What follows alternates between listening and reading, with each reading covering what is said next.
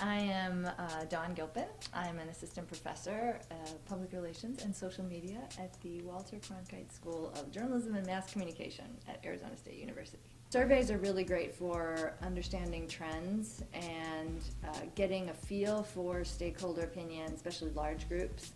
And if they're done right, they can also differentiate among different groups so that you can maybe target your campaigns differently. Content analysis can give you a better understanding of your client or your organization's messaging strategies and give you some ideas of how you can fix that.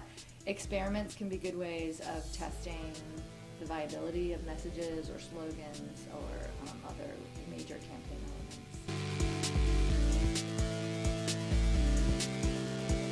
elements. Good research always comes from the question. So the question should determine what sort of method you go about using. So you can't really give a blanket answer to what is the best method.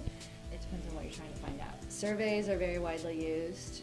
They aren't always used well. So content analysis is also a great way of looking at an organization's documents and internal and or external documents, and can really give insights into the way it's presenting itself and the way it's communicating with stakeholders that aren't otherwise easily discernible.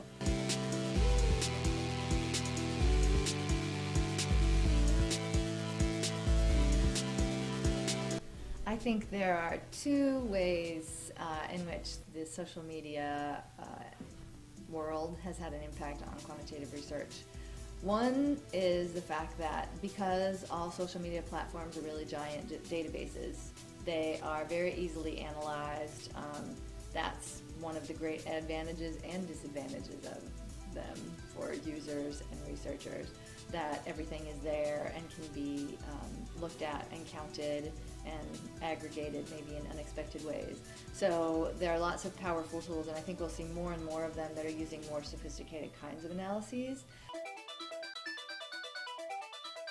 At the same time, I think that there is a negative impact because a lot of people get caught up in the tidal wave of social media as this giant database, and they forget that not everything is available out there. People don't necessarily say everything they think. They don't necessarily say it the way that they think it. They don't necessarily say it in the places that you might be looking for it.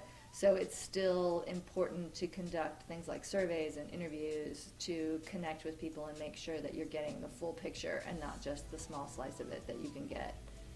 It's a small slice even if it's a vast number of people out there doing things.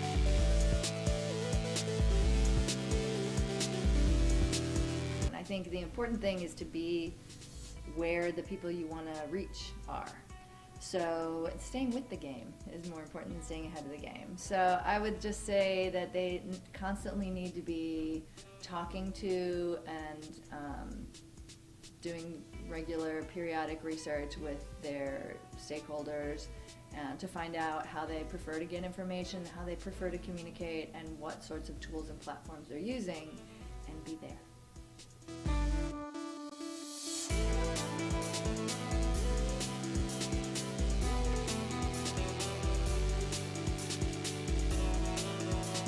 People get caught up in details. They tend to ask a lot of things that maybe are not relevant, but always keep your eye on the ball. So just like when you're planning a campaign, you need to have your goals and objectives firmly in place so that everything that you plan is aimed in that direction. The same thing is for research. Make sure you have a really clearly defined research goal and that all of your questions and all of your methods are headed in that direction.